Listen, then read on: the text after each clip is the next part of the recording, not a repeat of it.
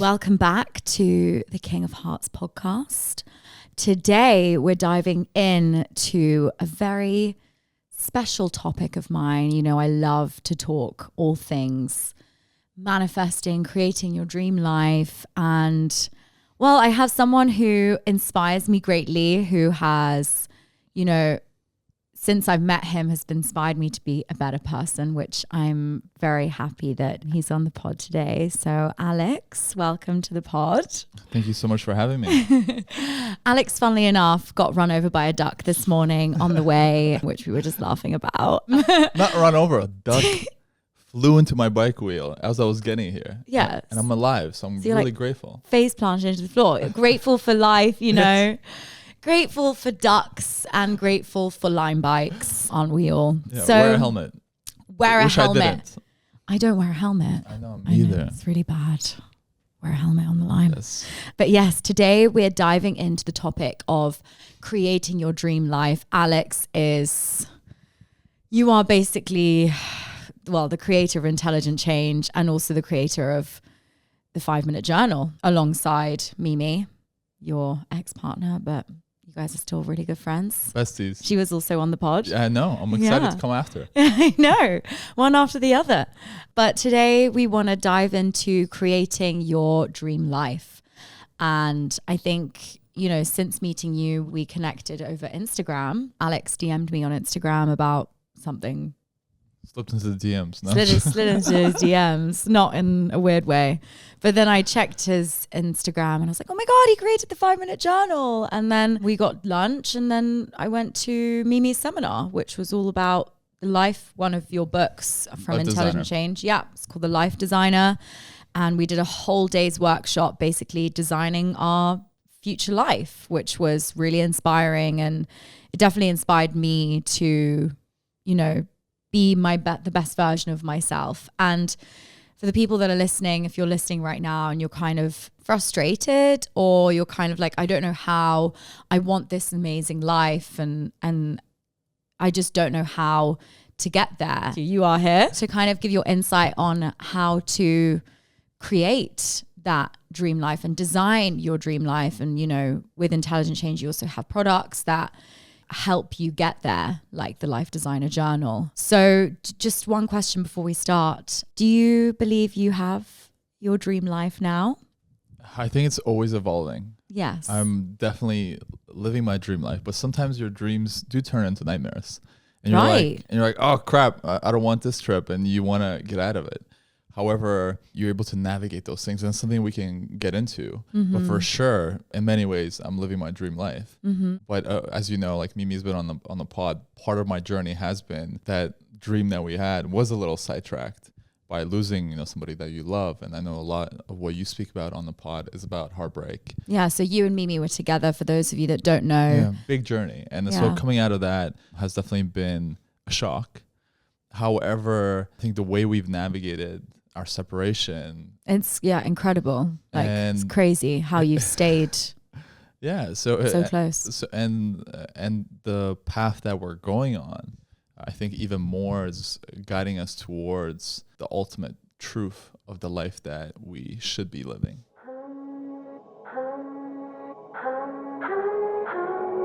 If you love me, let me fly away. Maybe I'll come back to you. Maybe I won't. How did you get into this whole world? Like, what started you, you know, starting Intelligent Change and, you know, wanting to, because obviously you started off doing YouTube. Sorry, I'm banking actually. Banking. Okay, right. Finance. So proper finance bro over here. Well, I try to be. Yeah. But then how did you go from that to, you know, making all this money from YouTube with Mimi and stuff? How did you then go from that to going into something a lot more holistic, a lot more wellness, a lot more impactful to the society that we live in? Great question. So I think it all starts in a dark place, as many light journeys. So true. So true. And I think it's important to speak about it because people who may be watching this or listening to this, you may be in a dark place, or you may be thinking like, yeah, easy for you both to say, you know, coming off of Fashion Week, coming off from Maldives, you guys, living this life. We didn't get there just by chance. Well, that's what we're here to speak about. Oftentimes, I think there's a misconception about even myself. On surface, when you look at me, you're like, he's so privileged, and he's always been easy for him. In reality, I grew up, the equivalent of a council and state, welfare, single mother, 2 kids, just trying to survive. So from my kind of dark periods of my life is really from the age of like 10 to 17. And, for different people, there's different chapters in their life when you're being tested and when you feel the whole world's against you. And for me, it was very early in my life. And then I got into, when your parents are not as present because they're just trying to provide for you. I was a street kid. So, people may not know, but I was really deep in the kind of street culture. I used to, deal drugs. I used to smoke a lot of weed, drink, smoke. Like when I was like 12, 13 years old, like very young. And then I'll get expelled from school for dealing weed. For That's crazy. Gambling. What? Yeah, I know. That's why when people are like, what? You went dark. You went real dark. But it culminated with a point where I got arrested. Right. Yeah.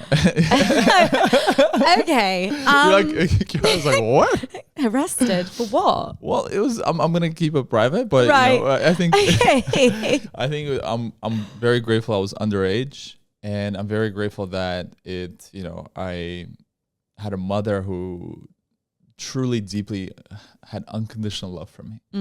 So even though I was doing the stupidest things ever, and sometimes we do those things. I have a daughter now, and you're like, sometimes I know in the future she might do stupid things. Where I've done stupid things. I went backpacking and touched Thailand for 3 months on my own as a 19-year-old girl. Yeah, but you survived. I survived. I don't know how. There were several near-death experiences. Exactly, like me getting like nearly getting run over by a duck. Yeah, well, getting run over by a duck. So for me, it really, when I was in court and my mother was there, it was my, I think sometimes you listen to this hip hop culture and you're like, hey, this is cool.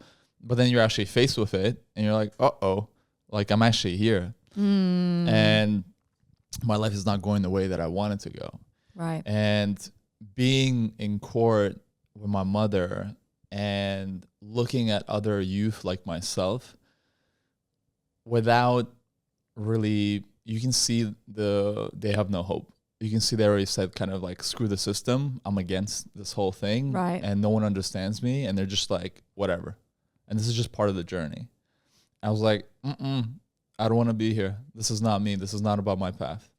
And of course, I have to take responsibility for, for the choices that I made. And, it wasn't, like I said, the crime wasn't that big. I just had to do some community service. However, it was a very important lesson to be in a place where, hey, if you go down this path, that may just be you. Do you want to be the youth without that glimmer of, life in your eyes? Yeah, but it's the same with anyone. Even if you haven't particularly been arrested or gone to jail or done all these bad things, like, if you're listening right now and you kind of are at a point of like, you don't have any hope, how can you get out of that? And like, how did you do that? So for myself then, in the midst of all of this, then also my stepfather died, then my father died of cancer, and it took about 3 months. So I saw him slowly wither away, from being a healthy man to all of a sudden, just before our eyes, just deteriorating. In 3 months? In 3 months. Wow. And so that was I know it's getting dark on your podcast, but I think it's important to speak about, because this is where intelligent change really comes from. It comes from a lot of suffering and understanding that, and what we're going to speak about is that how you can go from a place of darkness and pain and suffering and thinking of like, why is the whole world against me? Being a victim and being like, there's no hope to a certain degree, to be able to create and live the life that I've lived already so far, is incredible. Yeah. And it all started with really, I think when you confront death, and many of us, I think we don't want to think about it. We don't want to like touch upon it. Even now, you may be like, I'm just going to pause. This podcast is not for me. But I encourage you to keep going.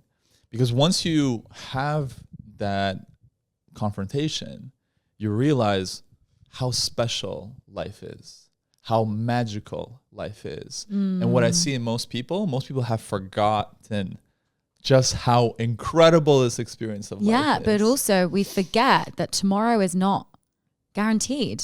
You know, we just assume that tomorrow's going to come or next week's going to come, and like, but it's true. The duck. You could have died today. I could have died today. Death by duck. Like literally, Alex, death by duck. You have another chance to live, Alex. How does it feel? It feels incredible. Yeah. But however, that's, you bring it up, but many times I feel we only start seeing the beauty of life when we lose something. 100%. When we lose somebody, or even, I was snowboarding and I injured my finger and I had a cast on my finger for 2 months. And I'm like, you know what? Like, wow, that little finger is so incredible when it just moves. It's the same when you're sick. You're like, fuck, I wish I appreciated being able to breathe. You know? Be able to like get out of bed and move. Yeah. And so this, where it all connects to, with the first product that we've created, which is the 5-minute journal. And it was created many years after when my whole journey into, self-development really began, was coming across Tony Robbins. And this was my first foray into self-development. And it was the first time anybody spoke to me about, hey, you should practice gratitude. And you should also have goals in life and look for what you can create and then vision and visualize the future that you want to live. Even though you're in a counsel state, how do you see yourself living this life of traveling the world and being in these beautiful places when you're actually not there at all? Well, yeah. I mean, for the listeners who are listening now, you're probably not in a nice, or maybe you are, but like maybe you want something more out of your life. But it's like, how what's stopping you from getting there? What's making you not get there and someone else get there, for example, like creating that dream life? It's all mindset. And that's what happened for me. I slowly then started practicing the simple thing and this is what I encourage everyone to do, is the simplest thing that you can do is just when you wake up in the morning and just think to yourself,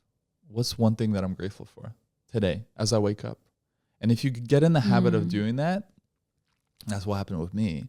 All of a sudden, my life began to change. So it started with gratitude. Just a simple, that's all it started with. It's just me in the morning saying to myself, I'm grateful for it, and listing some things. And all of a sudden, I changed around from being this, 17-year-old thinking I'm such a loser to being like, wow, I'm 17 and I live in Canada.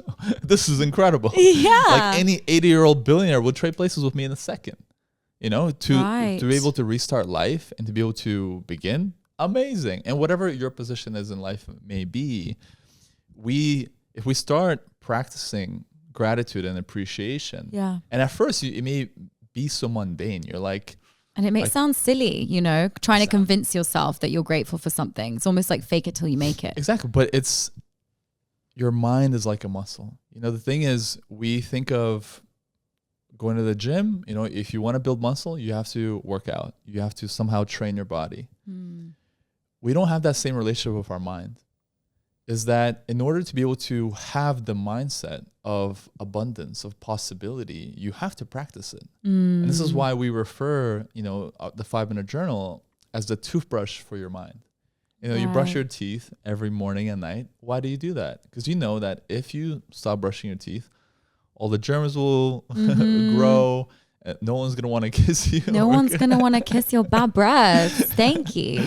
And it's not like, hey, I've been brushing my teeth for 30 years and now I can just stop brushing my teeth. You got to keep doing it. You got to keep doing it. Because the moment you stop, all the cavities stuff start growing. And the same thing is actually in your mind.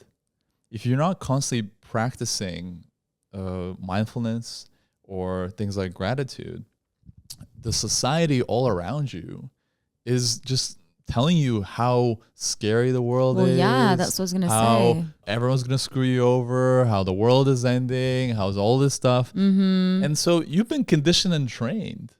And the media has got your attention because they know evolutionary, the way we are designed as human beings, is we have a negative bias. Really? Of course. Because think about it. How's nature intended for you? To help you like thrive and be happy all the time, or to survive? Like, we only now are getting to a place as a species. Like, humans are animals, you know? Yeah. It's only in a blink of time that we didn't even have toilets a little over 100 years ago. Yeah, we didn't even have a warm shower until 50 years ago. Yeah, most kids would die, you know, or women would die giving birth. This is recent. I'm not talking, and if you think about how long we've been around in this new society where we're watching, scrolling, and doing social media, it's very recent. Your brain is just designed to like help you survive and not die. Right. It's not there designed to be like, you should be happy all the time. You'll be guided. Your feelings and emotions will guide you towards a certain direction. However, we also have to do the work in regards to helping guide that experience of life by reminding ourselves of the good that exists.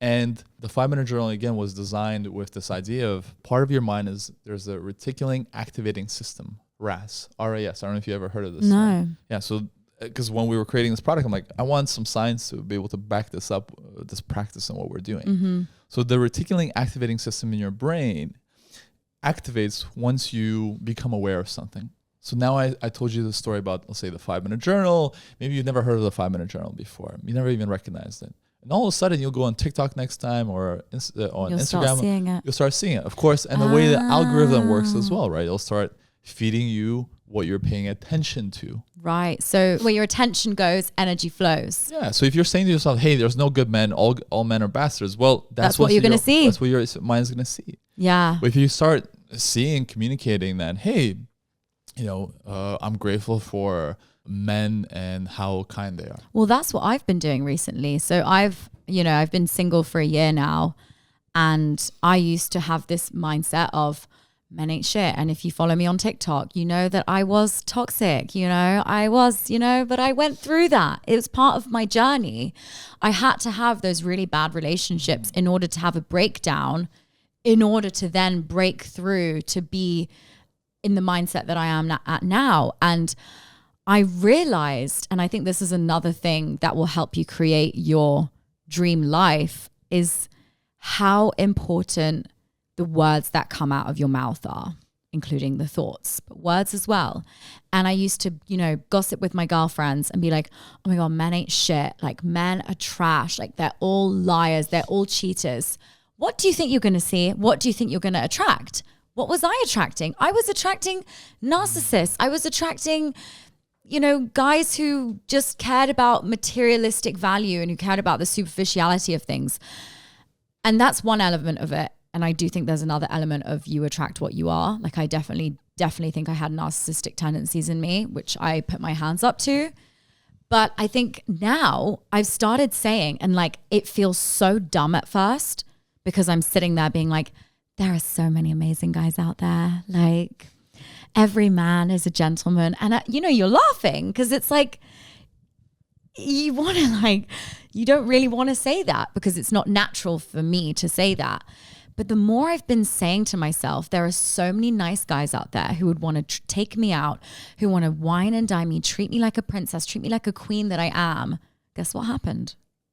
Started attracting those. Started attracting the last few months, like since November, I'd say, such like even just male friendships, like even you, like when we met, I was going through like a transition period. And like, since I met you, which was in like around November last year. So this was like, what, 3-4 months ago? Yeah, and I gifted you the 5-minute journal. Yeah, you did. You did. Changed my life.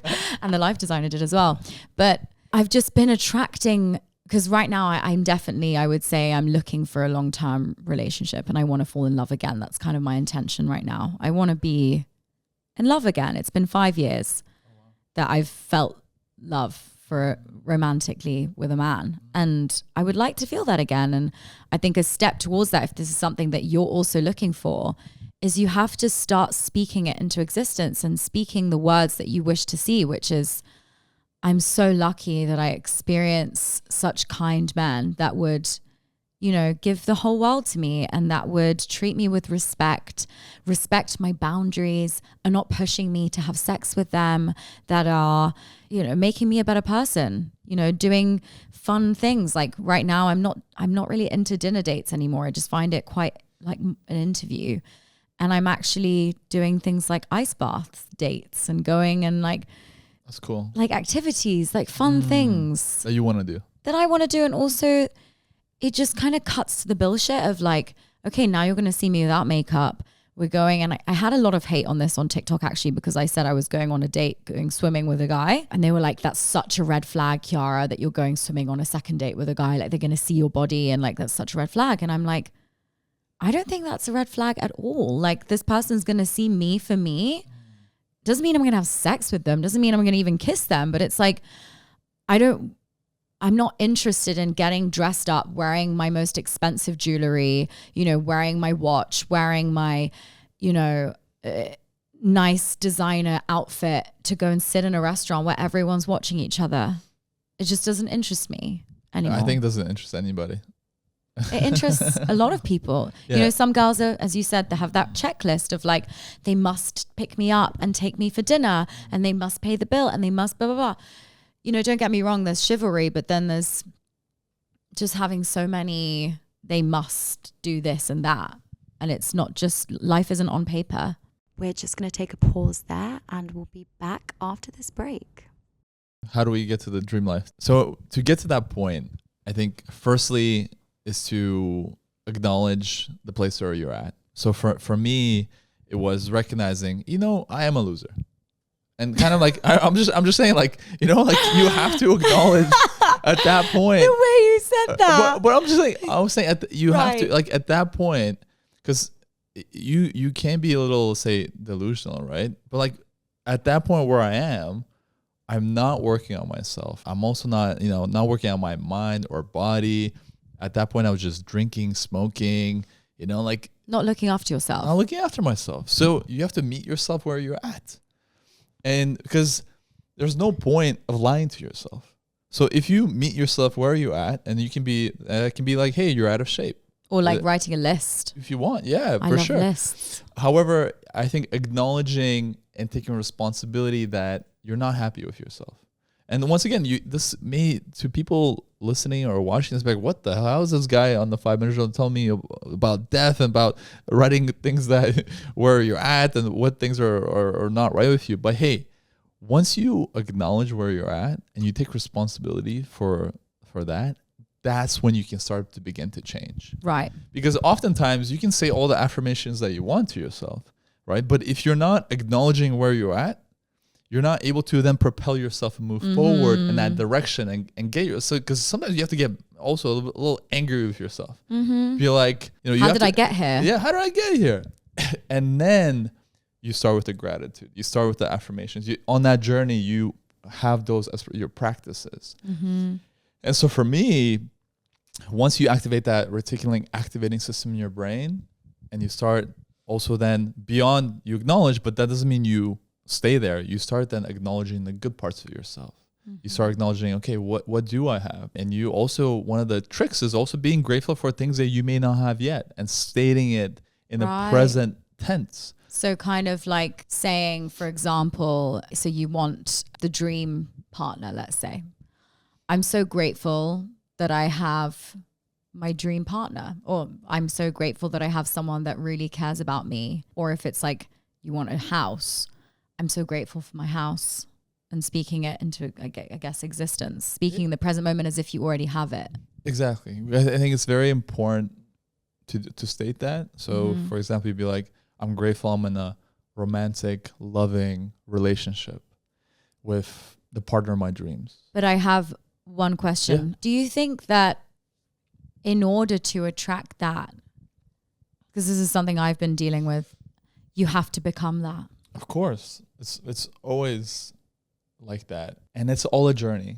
So again, and that's hard as well to take accountability for, to be like, I want to attract someone who's into their fitness, who doesn't really drink, but then you're going out every weekend and getting fucked up. Like, exactly. So for myself on my own journey, once I started having that practice, I then attracted Mimi into my life. I do believe once you are able to change your beliefs and your mindset, the world will then start showing you a different light.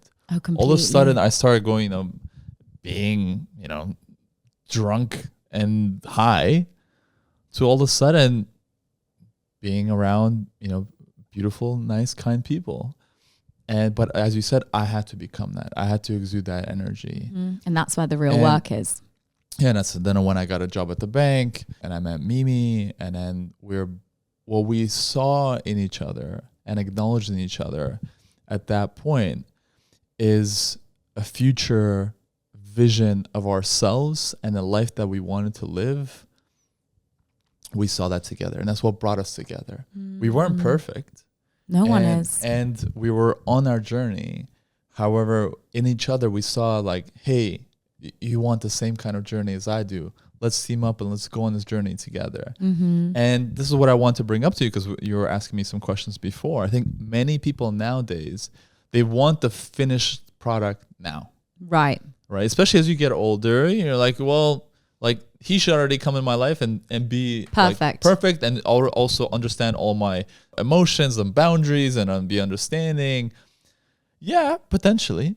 However, I do believe one of the most beautiful things that can happen, and this is what happened to me in my life, and this is the beauty of also being young. When you're young, you're a bit more naive. You had less heartbreaks, so you're more open. And we had this beautiful, naive love that we went into this world. And what really helped us bond was really this vision of the future that we want to build. And I think the importance of any relationship that you're building is really the values and the vision of the life that you want to build together. Yeah. And you get that through, of course, talking, communicating. And for us, being able to do that, design it, and then create it, has been one of the most beautiful journeys that we have taken. Right. And again, it actually happened in the banking. I got fired then. And again, we were out of work for like 2 years. So it's not like we just started this overnight success and became multimillionaires right away. It took time. And again, it took setback. And then we were able to make our dreams a reality. One thing I want to ask is, when you're creating your dream life, how do you stay out of that scarcity mindset? Because when it comes to like, I guess, affirmations and saying like, I have this dream house and blah, blah, sometimes it can be a little bit too much out of your reality. How can you make it so that it's still digestible for you to achieve, and also so that you're not focusing too much on the fact that you don't have that? Because that's something that can stop you from creating and manifesting that dream life, because you're almost putting the energy on the fact that you don't have that you stop it from creating itself. Yeah. Like you want the dream partner, but you're putting so much emphasis on it that it almost runs away from you. Does that make sense? I think there's so many directions we can go here. Where I am at now myself in life, even with the challenges and the setbacks that we get dealt, even when we're living our dream life, I realize everything is perfect. Life is just beautiful and it's perfect in its messy ways and its whatever ways, and accepting again where you're at and where you are at on your journey, and it's a perfection of life. This has took me a very long time to get to this place of doing many things, of building businesses, of selling a business, of making tens of millions of dollars, and then realizing, you know what? I'm actually perfect just the way I am without any of that stuff. And the reason I'm saying that to your question, even in building up that scarcity, I hang around billionaires and I can see that many times it never stops. Meaning a billionaire can still be in scarcity. I've met billionaires in scarcity. Scarcity, like they just don't think that their billions are enough. They're actually not generous. They're cheap. They think the people are after them. And do you want to live your life that way? No. Even if you're a billionaire, I wouldn't. No. Right? And you can have somebody who's, has 50 pounds in his Revolut or whatever, but he's the most generous person there is. And with that spirit of life and generosity and fun. Yeah. And so for me, most importantly is understanding and getting to that place of, as I was saying before, accepting yourself and loving yourself and be like, hey, and I'm okay where I am. Because the people oftentimes who become really wealthy are the ones also who don't care. They're not attached to the wealth. They're building because they want to be building this thing, or they become famous just because they're really into their art. Yeah. And our society right now really focuses on people who, many times we're thinking like, hey, if I just focus on money, I'll just make a lot of money. Hey, you may do that and it may not bring you to what you want to bring. Oh, yeah. So obviously, I think the most important part is being able to connect to the side of yourself of what do you actually really want? And it may take you some time to go on that journey to get there. So for myself, I was building my initial business from scarcity. However, it was, I would say, realistic scarcity. When we created our first business, Luxy Hair, our goal was to not make millions of dollars. Our goal was to make $1,500 each. So so accumulated together, we would just make $3,000. We're like, hey, if we can make $3,000 a month, which would be $36,000 a year, and we go to like Thailand, and we don't have to work for corporate, this is the life. Yeah. This is great. So that's all we need. And we then started creating with that attitude. One of my favorite books of all time is Lynchpin by Seth Godin. In there, he speaks about when you're creating or doing something, doing it as you're giving gifts to the world, that you're delivering value to others. Mm-hmm. The moment that I actually started thinking about not myself and what I need and my scarcity, and I started thinking about what can I give to the world, how can I deliver value to others, all of a sudden I started making millions of dollars. Yeah, that's crazy. But it's also tapping into what you intuitively are driven towards. Mm-hmm. And that doesn't mean that, it will be overnight, but you have to keep going towards that light that you feel within, the direction that you sense, like this is the direction that I want to be. And your body and your sense of intuition is probably one of the most important things to listen to in your life. So just, I guess, listen to yourself and also accept where you are in order to get to where you want to be. I mean, obviously, I personally would love, that dream relationship. But in order to get there, I need to have that dream relationship with myself and also accept where I am now.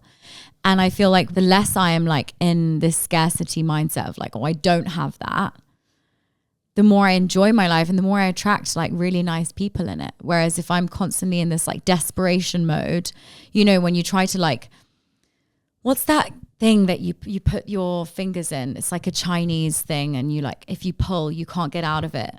When you pull too hard and you really force yourself out, you actually can't. It's only when you relax that actually you're able to pull it out of your fingers. So that's when you surrender and you release, that's actually when the good things come into your life. Obviously working hard and taking action, but also surrendering at the same time and letting go. I think also as a partner, just that example, even for me, when I got out of, my marriage, and I felt this also sense of like, I need somebody to fill me to a certain degree. And I can honestly say I was chasing relationships to feel whole.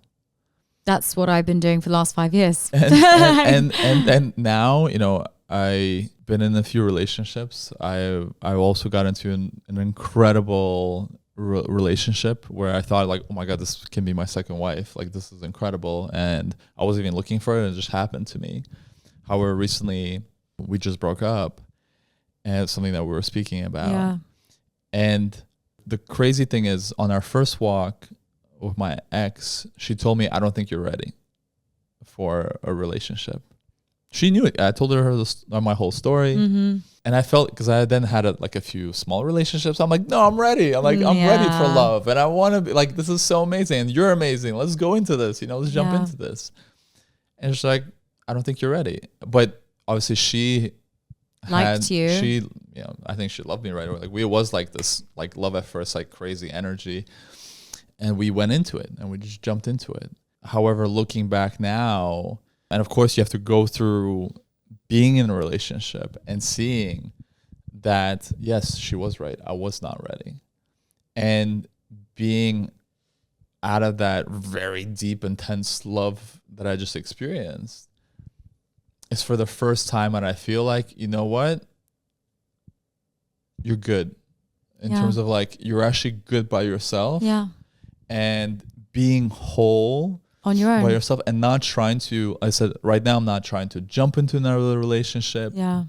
And just being like, hey, it's beautiful. No, it's actually, okay. I was trying to say, coming from being in that place of wholeness, whether it be, it can be also out of your career, and navigating life from a place, actually, I'm good. Yeah. And I'm not trying to, I don't potentially need a partner. I don't need external this validation. And start doing things that are just fun to you. That's when I believe things come into your life. That's when the beauty comes in. And I think living your life with the glass half full, also, seeing life with the positive side of things. Positive things do just tend to come into your life. Life is meant to be effortless and easy. I don't know who's told us that it has to be an uphill battle. It doesn't. That's a lie that we've been brainwashed by society. Actually, life gets really fucking good when you realize that it can be effortless and easy, and that you can have everything you want, and it doesn't have to be difficult. I think when you get into that mindset, if you're trying to create your dream life, you'll get it. Not only will you get it, but you'll get it 10 times fold, and even quicker than you ever expected, because you're living your life in the present moment. You're a whole human being. No one is here that's going to complete you. No money is going to complete you. No partner is going to complete you. Being skinny is not going to complete you either. It's like, you are perfect as you are, perfectly imperfect with all your flaws, but loving yourself wholly. And that is when you really embody your dream life, because you are currently right now feeling like, I'm good. Like, as you were saying, I'm good. Let go. Letting go, trusting, and viewing yourself as whole and complete in the messiness that life is. Because life is messy. And very beautiful. And beautiful. And you don't know what tomorrow's going to bring. And that's such a gift to not know that you're going to get have a duck. hit by a duck on a bike. So there we go. Yeah, Alex, thank you so much for coming on. You're such an inspiration to me. And if you want to follow Alex on Instagram and follow Intelligent Change on Instagram too. They have amazing products which can actually help you get on that journey of self-discovery and creating your dream life. We have the Life Designer. What's the Good Year Journal? Best Year Journal. The Best Year Journal. Best. There we go. The best year ever. I actually did say this is going to be the best year of my life, and it already is. 3 months in. Sounds like it. Best year of my life so far. So yeah, Alex Ikonn, Ikonn. And yeah, if you really love this episode, please share it on your Instagram story. I will repost it. We'll both repost it. And if you think this episode could also help one of your friends who's going through a difficult time, who also wants to create their dream life, send it to them. And maybe it could impact their day in a positive way. So yeah, we'll see you next week. Thank you for coming on and being amazing. Thank you. And I hope you recover from your duck injury. Maybe I won't.